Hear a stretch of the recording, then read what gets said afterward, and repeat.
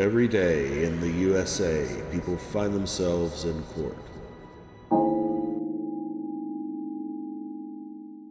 Mr. Hewitt, why don't you come up and have a seat? Good afternoon, sir. Good afternoon, Your Honor. You're Trevor William Eugene Hewitt. Yep. Of course, we've met. I just need to make sure I identified you for the record. You have two matters going on here, and we're going to deal with one of these to free up your probation agent. And then we'll address the preliminary examination. Daniel, why don't you come up to the podium if you would? This is a probation violation petition that was filed in file 221963FY. It's a misdemeanor. It's reduced to domestic violence and attempted resisting and obstructing. The defendant was placed on probation in January of 2023 on those two misdemeanor offenses. The allegation is that you violated your probation by violating a criminal law of any unit of government, failing to report on a monthly basis, failing to abstain from fines and costs, failing to pay fines and costs. You did abstain from paying fines and costs and failed to abstain from the use of alcohol and drugs or take a test on demand. And he also alleges that you failed to participate in treatment as directed. His recommendation. Your Honor, I think we discussed, that was made a while back, and Yes. per our discussion, I think I was just asking for time served because he has several days credit if you add them all up and just close the probation, revoke it at this point. All right. I think I have, since this original charge of 112 days, I think I have another 86 days. If my math's right, 65 in October and then 21 in August on other charges. All right. Related charges.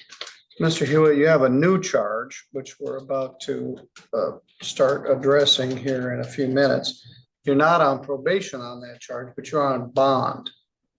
The earlier probation, because of other issues and previous violations, has resulted in 186 days in jail.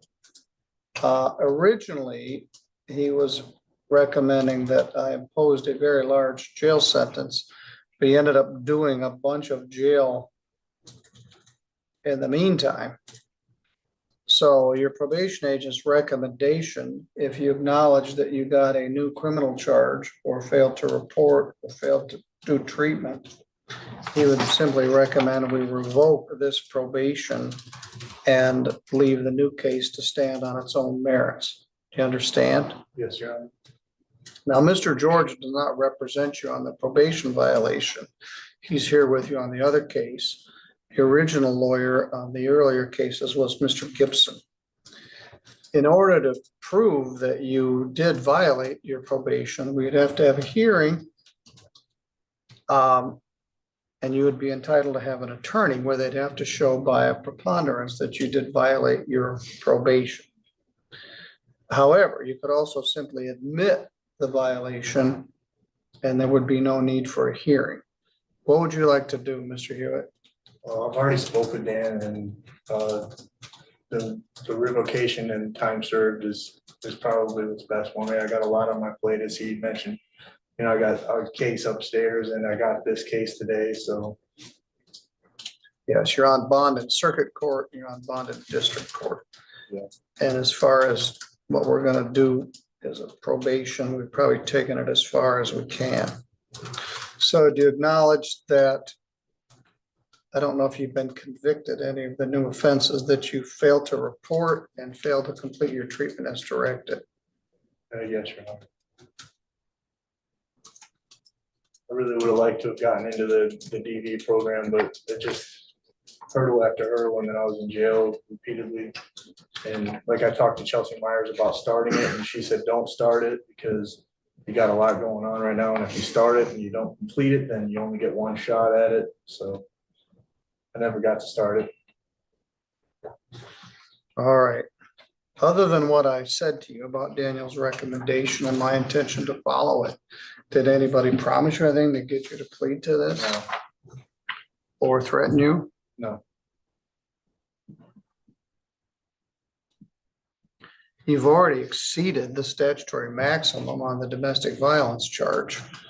The resisting and obstructing charge does carry up to a year. Or 186 days jail. Right at 186. I'll wipe out whatever financial obligations are left. Your probation is revoked.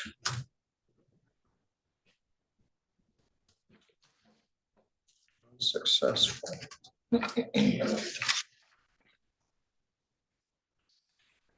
All right, thank you, Daniel. There you go.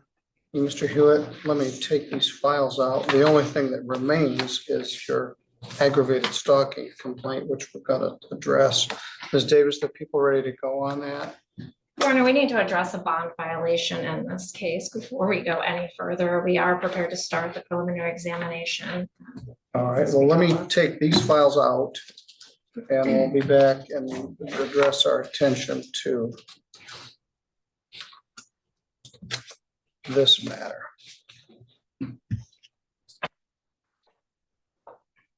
Let's go on the record in the principal case set for today, which is file number 232254, People versus Trevor Hewitt.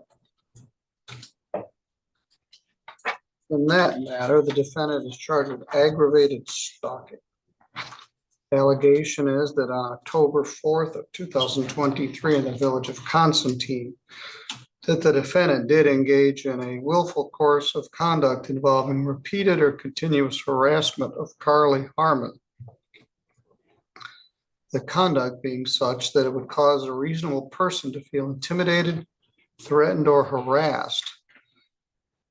Said conduct actually causing Carly Harmon to feel intimidated, threatened, or harassed. And at least one of the actions consulting in the offense was in violation of a restraining order the defendant had been on actual notice of. That is a felony punishable by up to 5 years imprisonment and a fine of up to $10,000. And a minimum probation of not less than 5 years. Defendant is also charged as a fourth habitual offender, making that, I believe, a offense punishable by up to life imprisonment. As Mr. Hewitt said in the previous record, he kept doing things to end up in jail. This matter was authorized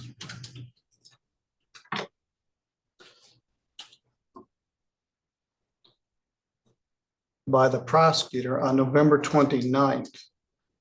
And was signed by Chief Thayer of the Constantine Police Department on December 5th. Defendant was arraigned by Judge Pattison on December 12th. That's not right. At any rate, Judge Pattison adjourned the matter from December 12th to December 26th. I was gone that day and it got adjourned again on December 26th.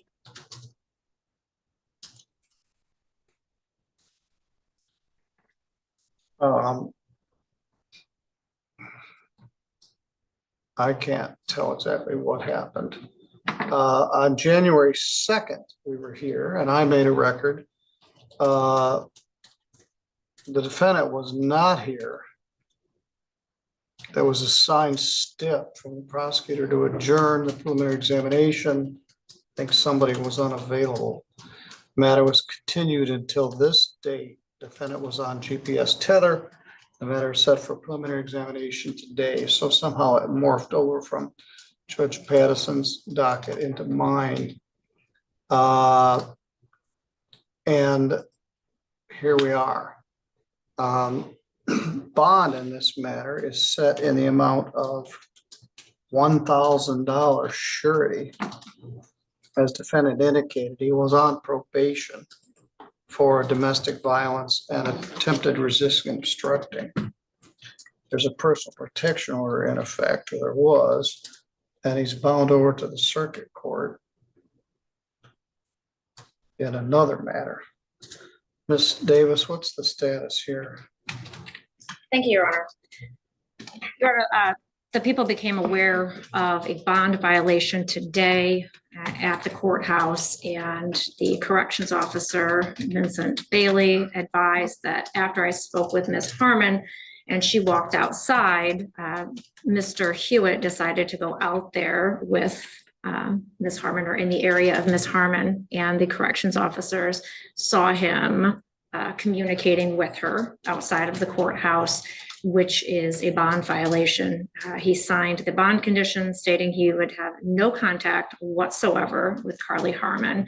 There are 2 other cases pending upstairs with her as the victim, and he has been in jail multiple times for these issues with having contact with her, threatening, intimidating. He's had significant mental health issues. And at this point, we're prepared to start the preliminary examination, but we would ask that the court deal with this bond violation first, such that Ms. Harmon is not very cooperative at this time, likely due, what we believe is to the continued contact with Mr. Hewitt.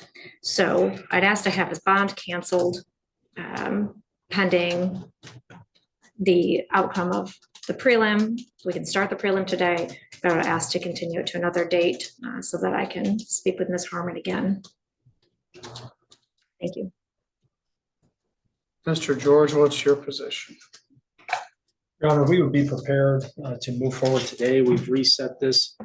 I know the first time was because of my trial calendar up in circuit court, and I believe Officer Crew was unavailable for a period of time, and that's why we had adjourned it to today. My client's ready to get this going, get this over with. He's had this matter as well as the other 2 matters upstairs hanging over him. I know that I understand what Ms. Davis had just said. Obviously, I was not there. I didn't say anything myself. But what I would say is I know it does always put clients in an awkward position when there is some type of active bond condition or PPO in place and then they're in the same place. So I don't think that it's appropriate at this time to cancel my client's bond. I think an admonishment from the court would be sufficient. I think he's aware of what type of conduct is acceptable and what conduct is. Thank you. Well, he certainly is. And he told me as much. I'm going to continue to see her no matter what you say or do. Afterwards, yeah. What? After this is all done and over with, I mean, All right. Well, it's gonna be a long process, Your Honor, but I do plan on reconciling with her. I saw her outside, but I didn't talk to her. It's. all right. Well, don't say any more about it. Yeah. I don't. All I right. don't- Stop. There may be video or something we could review. It would also be a violation of your 2 circuit court cases, but I don't have jurisdiction over those. And it just happened. So Ms. Davis hasn't had an opportunity to file any bond petition in the circuit court. But where we are right now is you're prepared to start the preliminary examination, but you're not clear whether you can complete it without the cooperation of Ms. Harmon. She's been hot and cold.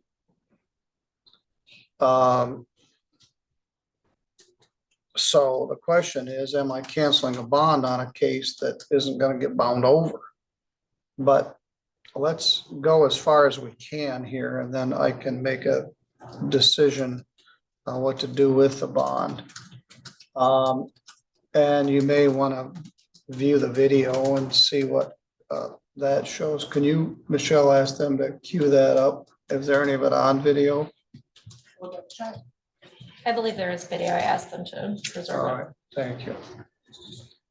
All right, then let's begin the preliminary examination, the matter of People versus Trevor William Eugene Hewitt. This matter's been kicked the can down the road for weeks and weeks. Mr. Hewitt, I believe, was here every time.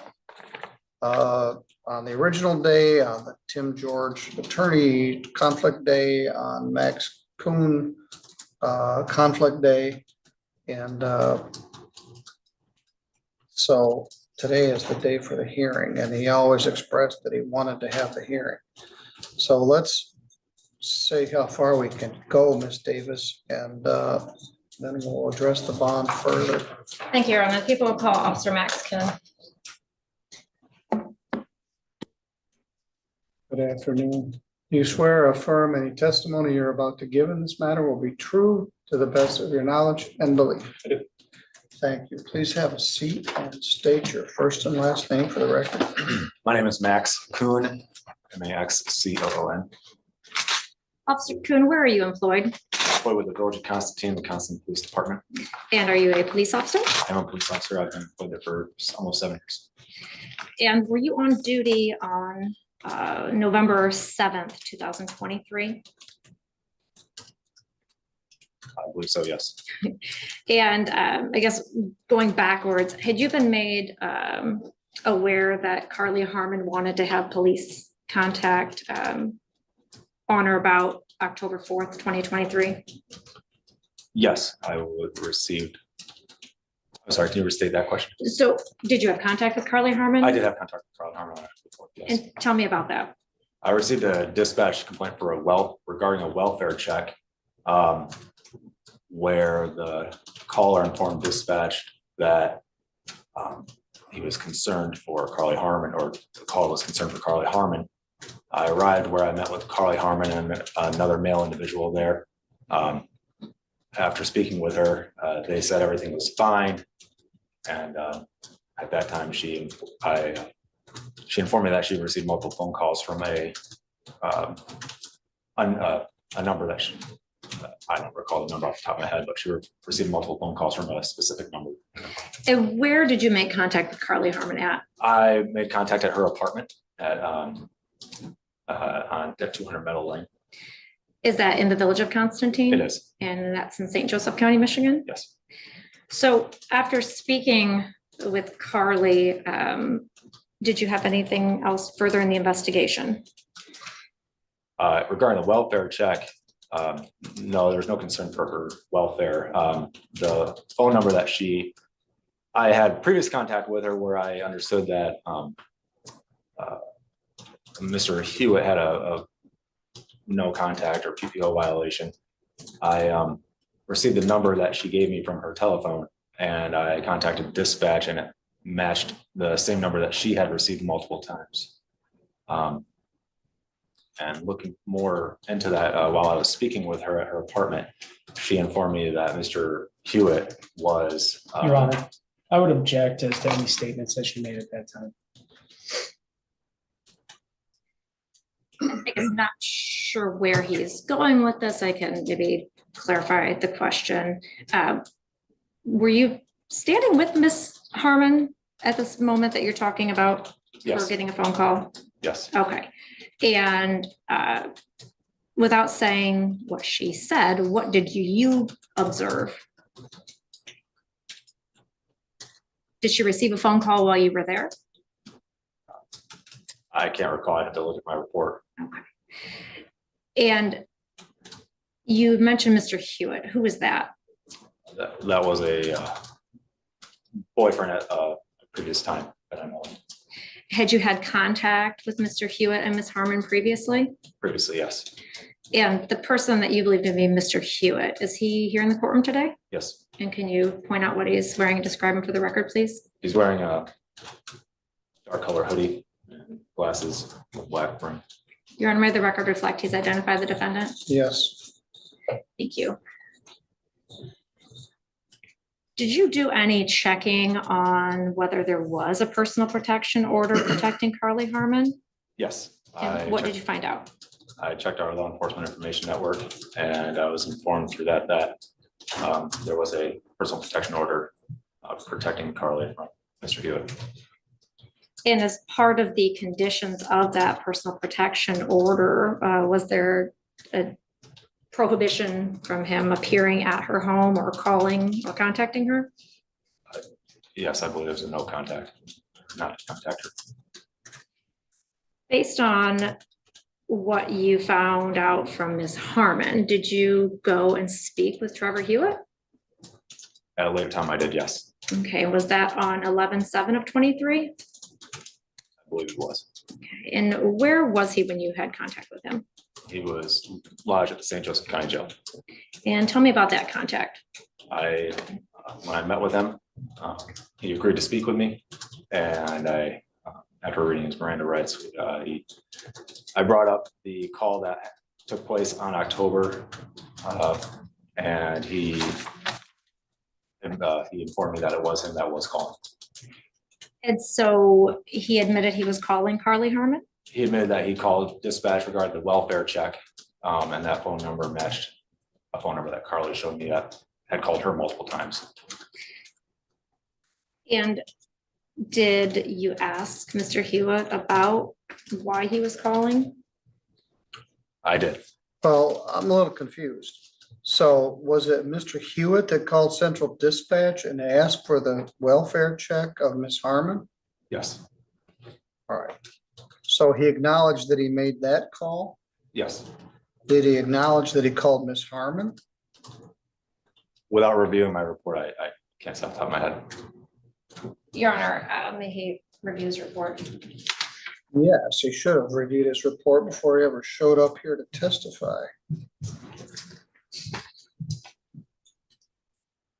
Is your memory refreshed? Yes, it is. All right, and so what do you know about Mr. Hewitt's calls to Carly? When I asked him if he had spoken to Ms. Harmon, he mentioned that he speaks to her all the time. And did you ask him to elaborate on that because there's this PPO? Yes, he told me that he was going to always contact her and that he didn't give a fuck what the law says. Did he continue on talking about his case with her? As in, had he had any other contact besides just phone contact with Ms. Harmon? Oh, he said that he was released from Bronson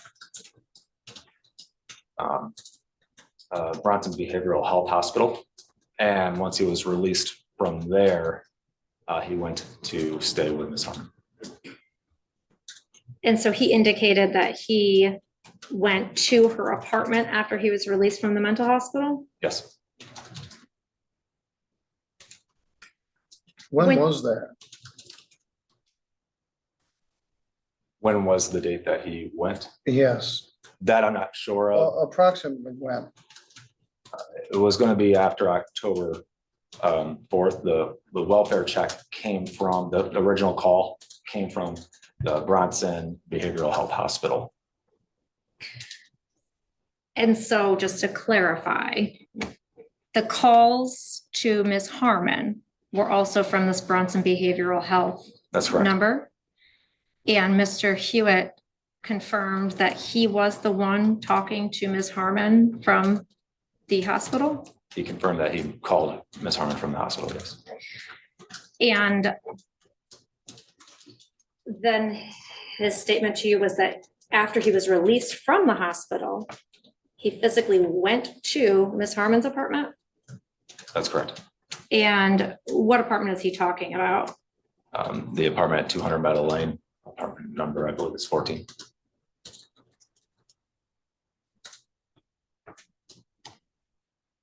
And did he indicate that he knew that there was a personal protection order in place? Yes, he was aware. I'm the one that served it originally to him prior to this incident. No further questions at this time.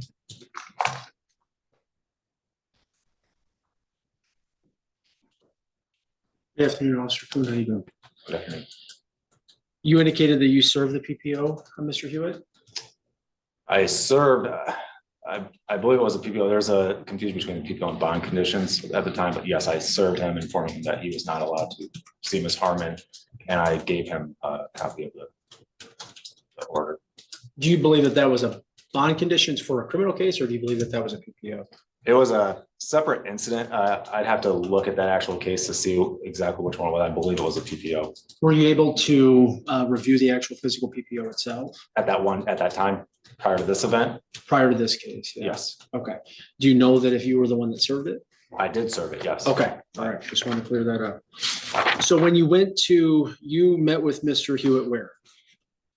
Where'd you Prior meet to with this him? event, sir, or In November? in November at the St. Joseph County Jail. Okay, do you know what he was in custody for? At that time, I don't know exactly why he was there. I know that he had an upcoming case that day that he mentioned. Okay, did he advise that he was represented by counsel in that case? He did not. I did read him his Miranda rights and he agreed to speak with me. Okay, were you able to check with jail staff to see what the circumstances of any case that he had at that time were? I did not speak to them about any upcoming cases. So you were just able to find out that he was in custody at the jail, is that right? Correct. And then interviewed him at the jail, is Yes. that right?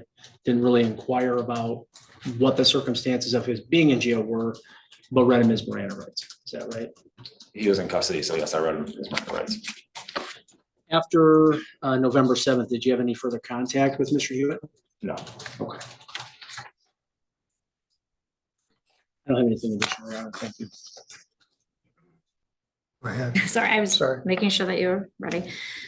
Officer Kuhn, when you spoke with Ms. Harmon with this welfare check, can you describe her demeanor or what her reaction was?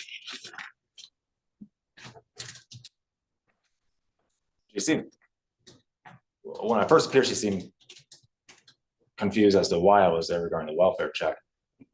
She seemed overwhelmed, frustrated. And as far as her being Let frustrated, me stop you for a minute. This is, I guess, form of swatting. He calls from Bronson Behavioral Health and says, I need a welfare check on Carly Harmon. What was at jeopardy with her welfare? When you got the dispatch to go there, did you get any information on what it was you were checking on? According, the caller claimed that when he calls Carly Harmon, that another male snatches a phone from her hand, and that he was concerned for her well-being. All right. Do you know if those 911 calls were preserved? I did receive a copy of the 911 call, yes. Oh, thank you. All right, that gives me a little more context. Thank you. Go ahead. what was your understanding of Ms. Harmon's relationship with the other male individual that was at her apartment when you went for the welfare check? If you have any understanding of it. I don't know anything about her personal life. She didn't seem to be in any distress, and she didn't indicate if they were in a relationship or not with me. And regarding the calls that she had been receiving from Mr. Hewitt, do you know how many calls and how close in time they were? I do not. She showed me her phone just by providing and showing it to me like such, by putting the phone in front of me. And I saw multiple numbers, but I didn't count how many, and I wasn't able to obtain a copy of all the logs. And what would you describe Ms. Harmon's reaction to these calls? Frustrated.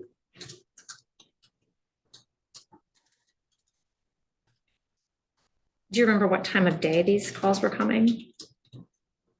I was dispatched at in the morning, so I can't tell you exactly what time these calls were made, but according to her, I believe that they were made that morning or somewhere, but I don't have anything that says that. No further questions.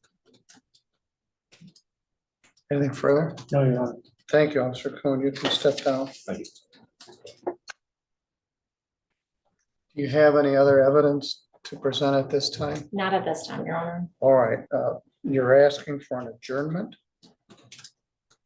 Your Honor, I would like the opportunity to speak with Ms. Harmon again when she has not had contact with the defendant. She is here pursuant to a She subpoena? was here pursuant to the subpoena. I don't know if she's still here or not. Do we know whether she's still here? She's gone. She left Yes.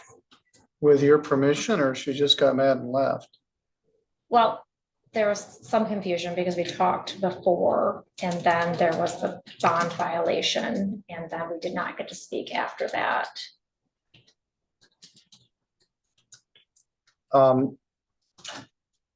Bond violation in circuit court, In this, this case? in the parking lot. All right, well, so she was here today Yes. and this was set at 1, so you saw her sometime during the lunch hour? I saw her about 5 minutes to 1, I would say, and spoke with her. All right, and then she left? She went out, yes,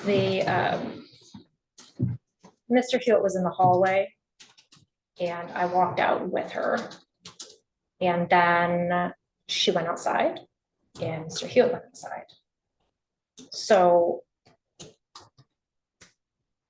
I guess, I mean, as an officer of the court, obviously I can tell you what I believe would be shown on the video and from the Well, statements, but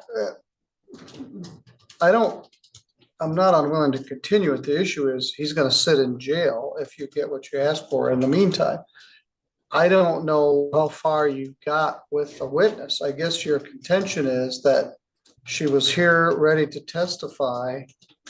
Mr. Hewitt went out and talked to her and she left before you ever got a chance to speak to her. that's not accurate. I Well, did was speak she with her. willing to testify here today? She was going to get on the stand if I asked her to get on the stand. And there was concern because of the hostility and her issues with contact. She was not in a good place today to be able to testify. And then with his behavior. Well, I after wish she spoke hadn't with her. left. I mean, she was here under subpoena and then she just drove away. I think that there was, I guess, I don't know how much I can really get into on the record, but the concern was that she wasn't going to testify truthfully today because she was angry and had had contact with Mr. Hewitt. Who was she angry at? The system. Her rights were terminated to her child. I'm aware of that. So at this point, she's not particularly cooperative in any of these pending cases. Correct. She did get a personal protection order and there were allegations of domestic assault. As you know, the defendant was on probation for domestic assault and he acknowledged a domestic assault. Then she would continually reconcile, or I'm not sure what the right term is, his testimony as he got out of the hospital and went back and stayed at her house while the PPO was in effect and while bond conditions were in effect to prohibit contact. No, there was no bond at the time, Your Honor. All right, correct. Then that may be accurate. Then that resulted in some of the other charges. She did testify at least one previous preliminary examination.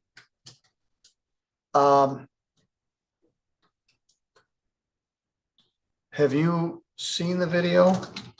No, I physically walked outside. Yeah, why don't you go take a look at it, you, Mr. George, and see what it shows, and then I'm not unwilling to grant you a continuance.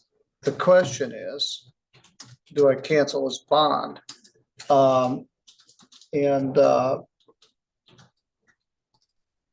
I guess I want to know what happened. So let's take a recess. You guys can go view it and then we'll see what we need to do. Thank you, Your Honor. Can I speak freely, Your Honor? I'm not unwilling to talk to you, Mr. Hewitt, but your lawyer's not here. You and I have always been able to speak to each other in a Yeah. civil manner, but I don't want to talk to you without your lawyer being here, so. Let's wait a minute and see what they can tell us.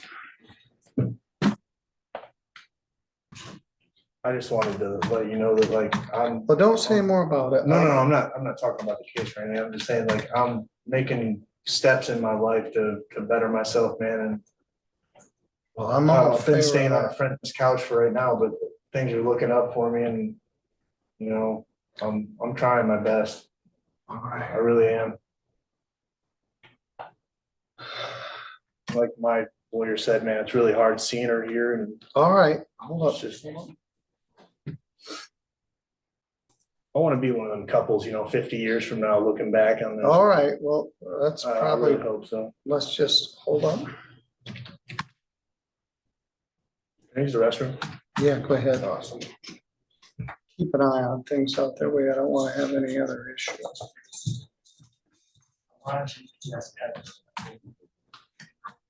We didn't think you were leaving, but. All right, we're back on the record. I tried to check the circuit court status of the cases upstairs. And the system's been broken for 5 months and I can't get into it. I just sent a frustrated email. Because this happens to me all the time. There's another way to do it, but it's much more cumbersome. So I don't know the status of the defendant's bound over cases.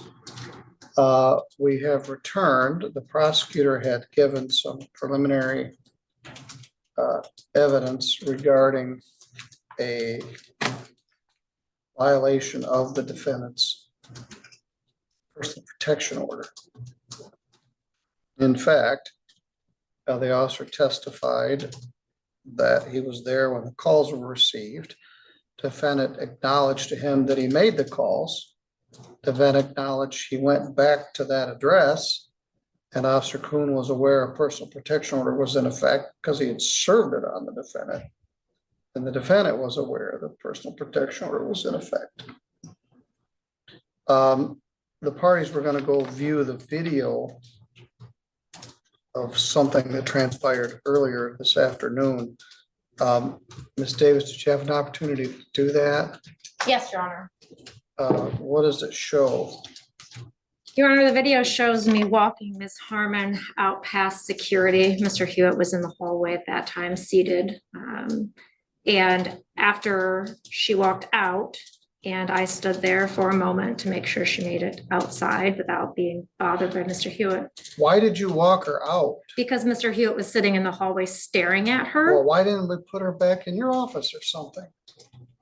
Your Honor, she did not want to cooperate, and it seemed very clear that it was based on her continued contact from Mr. Hewitt.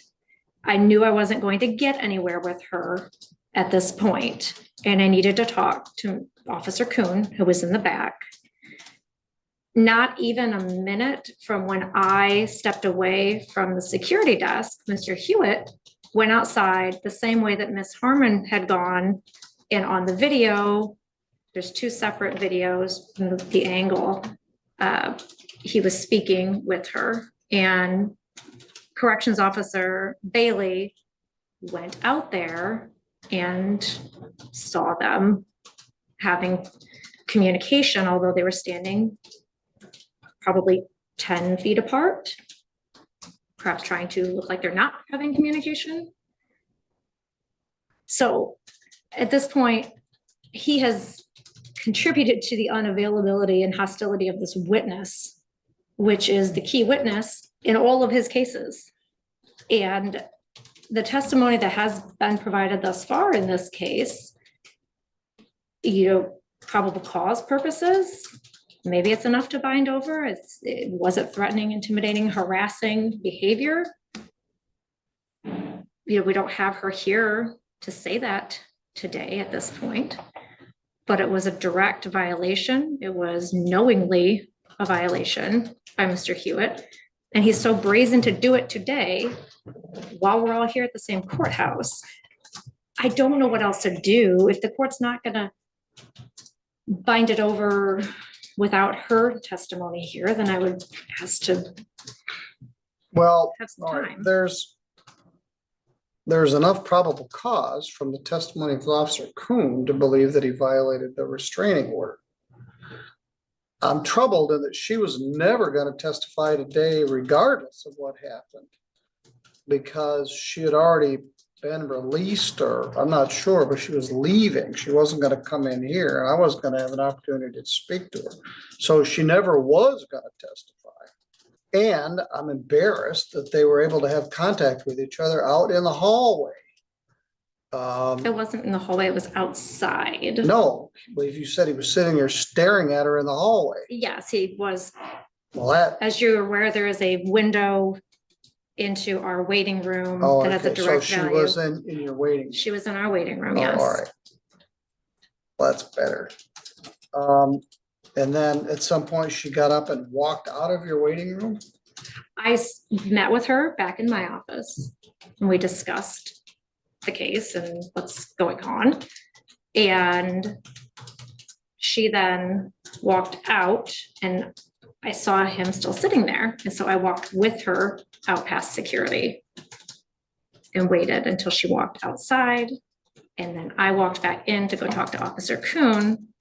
And within 2 minutes, Corrections Officer Bailey was coming in saying, you need to know that they're having contact outside.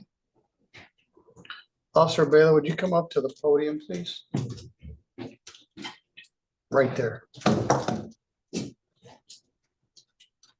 Good afternoon. Would you state your name, please? Vincent Bailey, sir.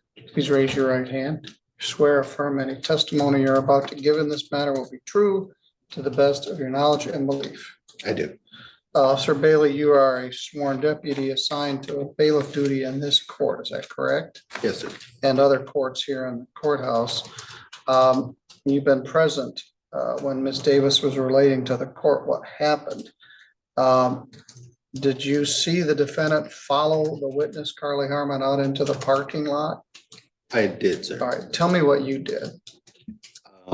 I was actually coming in from bringing some individuals from the jail to here. When I came in, I was given instruction to go and find, I'm sorry, I forget your last name. Ms. Davis. Ms. Davis, because there was notice of those two conversating through the cameras. So I went to find her to let her know what I was instructed to pass on. So did you actually see them talking out in the parking lot? I just saw it through the camera. Once I made contact with her and we walked outside, the individuals were roughly 10 feet apart diagonally. Did I see them verbalizing at that particular moment? No, but I did view the footage and you can see Ms. Harmon? Ms. Harmon. Ms. Harmon, where she was standing, you could see her verbalizing, but she was standing by herself. Then you have to look at the other camera angle. And the only person she could have possibly been talking to would have been Mr. Hewitt. All right, thank you. Mr. George, you have any questions, or Ms. Davis? No, Your Honor. All right, thank you. Mr. George, what's your position? I guess a couple issues. Are you moving to bind based on the testimony you have? Are you asking to continue the matter? And then if so, well,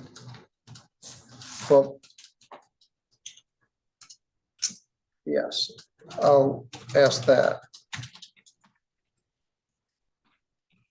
Your Honor, I'm asking to continue the matter so that I can speak with Ms. Harmon and hopefully secure her attendance at a future hearing. All right, Mr. George. Thank you, Your Honor. Well, I did have the opportunity to review the video. Obviously, there's no sound.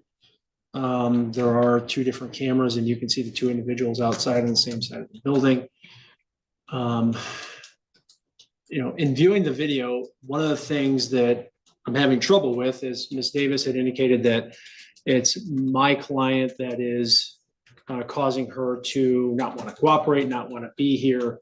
But, and maybe I viewed it once, so please afford me a little bit on that. But from what I understand, she's outside, she's smoking a cigarette, and she's texting, and then it ends once she gets picked up by a vehicle. Obviously, that wasn't driven by my client, so it looks to me like she was leaving. So, I think that, my argument would be, I don't think there's been anything that's established that my client was doing anything to try to prevent her from testifying today. I think that we need to have a hearing and probably need to hear from Ms. Harmon if we're going to take the step of taking my client's liberty away and putting him in custody until we have the second part of this preliminary examination. Good thing we got a lot of time because we don't have anything else. All right, let's do a little history lesson. In file 221963FY, Mr. Hewitt was charged with resisting and obstructing police officers and domestic violence. That is the case that the defendant was on probation on, that was the subject of probation violation hearing earlier. The defendant did 186 days of total jail in that case. That incident alleged to have occurred on October 4th of 2022, and he was charged at that time as a fourth habitual offender. He entered a plea to attempting to resist or obstruct a police officer and assaulting Carly Harmon. He was placed on a probation, which included a number of things, including no contact with Carly Harmon. And a record was made earlier today where that probation was revoked. Next in line is file 231829.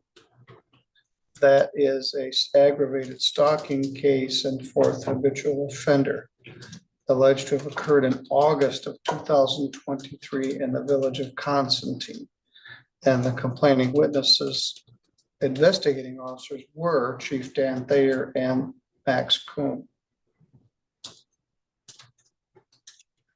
We had a preliminary examination that was began on November 7th. And it was continued until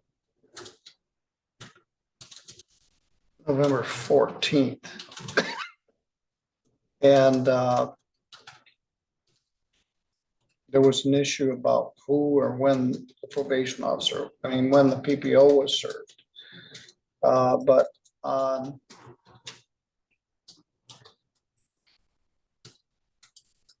that day, the preliminary examination was finished. It was established the defendant had been served with a personal protection order. The matter was bound over to the circuit court on November 14th. Bond was $5,000 cash or surety and had not at that time been posted. I believe once the defendant was bound over to circuit court, at some time that bond was posted. Now, bear in mind, the incident in that case is alleged to have occurred on August 14th of 23. The incident in this case was October 4th. The defendant was bound over on November 14th. There was another felony case, 231828. In that case, it was a domestic violence case and charged as a third offense. And that allegedly occurred on July 6th of 23 in the city of Sturgis. And we were dealing with that on October 31st. It was a plea offer. Defendant declined. We set the prelim for the stalking case for November 7th. It was continued. We set the prelim of the domestic violence case for November 14th. And Ms. Harmon did testify, and the defendant was bound over on November 14th. So we had a domestic violence that allegedly occurred in Sturgis on July 6th. It took some time to get that matter to court. That prelim was held on November 14th, and the defendant was bound over to the circuit court. In the next incident in time was the August 14th incident of stalking. Preliminary examination was held in that matter. Ms. Harmon testified The defendant was bound over to the circuit court on November 14th. The next incident in time is this incident, which October 4th. Officer Kuhn went to the sheriff's department to talk to Mr. Hewitt, according to the affidavit, on November 7th. And then he submitted it for a warrant on November 29th. So the prelim had been held on November 14th. This got submitted to the court in early December. And I would note in every one of these cases that I've mentioned, he has a no contact provision as part of his probation. He has a no contact provision with Carly Harmon as a part of the domestic violence case from July 6th. He has a no contact provision from the stalking complaint of August 14th, and he has a no contact condition in effect from the incident of August 4th. So the matter was bound over after preliminary examination on those two cases on November 14th. We took testimony, I recall it. Very close time after that, there was a hearing in the family court, in which case Ms. Harmon lost custody of her child. In fact, lost parental rights. In part because of all of this. So, and so did Mr. Hewitt. That's as hard as it gets. Yeah. And so at that point, then this case got adjourned a couple of times, once because Mr. George was in trial, once because Officer Kuhn was unavailable. There were the holidays, and now here we are. And the indication would be as of October 4th, he was violating the conditions of his bond and his probation. And as of today, he was violating the conditions of 2 circuit court bonds, 1 district court bond, and 1 district court probation. And the defendant is bound and determined to have a relationship with Ms. Harmon. I don't know which side of the line she's on at this point, but the court looks pretty foolish when we keep ordering not to have any contact from a personal protection order, from a probation order, from a bond in a stalking case, from a bond in a felony domestic violence 3rd case, and this new stalking case from October 4th. Your Honor, can I speak? No.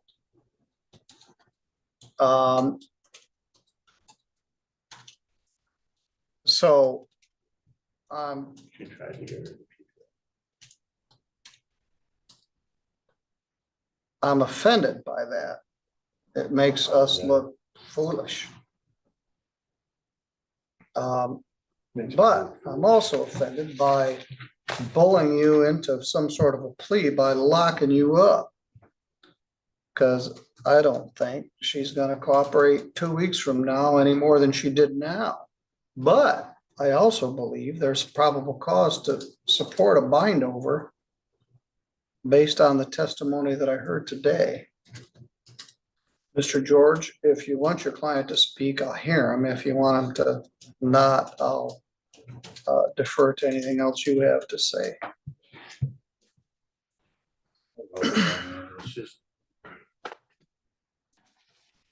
I went outside. Can't help but look at it from her perspective, with everything going on. I hate that she's going through what she's going through. I hate it. I did want to say something.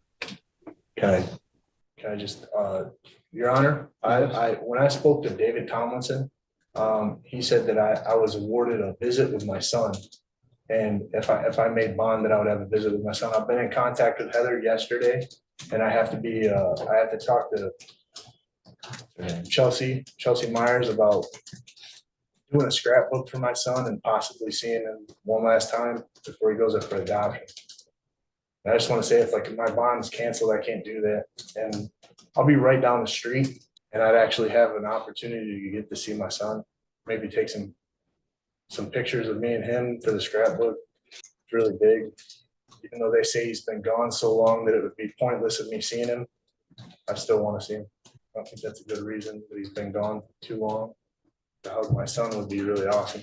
I didn't review the record of the family court case, but I do believe that your rights were terminated because you failed to comply with all these bond conditions and personal protection orders. There are multiple allegations that you were assaulting her, and she declined to stop contact with you, which resulted in the termination of your parental rights. Yeah. That's about as sad as it gets. So I'm gonna continue this preliminary examination until January 30th at 1 p.m. to allow prosecution to present additional evidence. Bond is canceled. Do what? It's canceled. You're going to jail. Why? I don't What? want to argue about it. I'm not happy about it either. It doesn't help anybody though. No, it doesn't. It doesn't help me at all. Your Honor, please.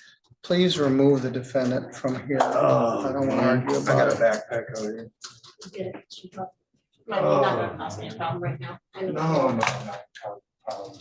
Thank you, Your Honor. Your Honor, is there, Feel it? please, is there a Come on, chance? we gotta go.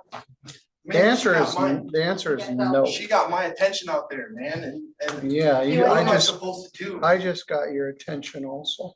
Trevor. You don't want him to add one I'm month. trying to dig a hole, man. I'm just trying to stay out of jail and see my son. He has dug a hole. As I indicated, he violated a personal protection order, a probation condition, 2 felony bonds, and this bond. Ms. Davis, if you're serious about this, you'll be filing petitions to revoke his bond in the circuit court. Yes, Your Honor. Bond is canceled. Do what? It's canceled. You're going to jail. Why? I don't want to argue about it. I'm not happy about it either.